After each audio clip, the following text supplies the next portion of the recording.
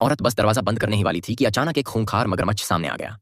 लेकिन उसकी नुकीली दांतों को देखकर औरत ने ना कोई चीख मारी और ना ही कोई रेसिस्ट किया, बल्कि सीधा दरवाजा छोड़ दिया और भाग के जा छुपी शीशे वाले बाथरूम में। मगरमच्छ ने बार बार शीशे के दरवाजे को टक्कर मारनी शुरू कर दी। औरत को अपनी जान हवा में लटकी लगी।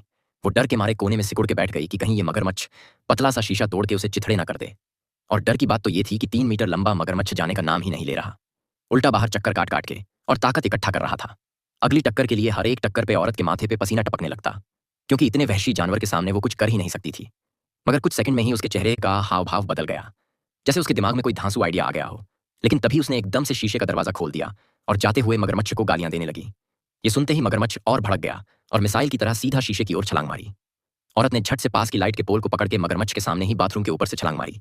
और जैसे ही मगरमच्छ को कुछ समझ आता, उससे पहले उसने शीशे का दरवाजा बंद कर दिया और मगरमच्छ को वहीं कैद कर दिया। फिर बिना देर किए औरत ने कमरे से बाहर की ओर तैरना शुरू किया और अपने घायल बाप को ढूंढ निकाला।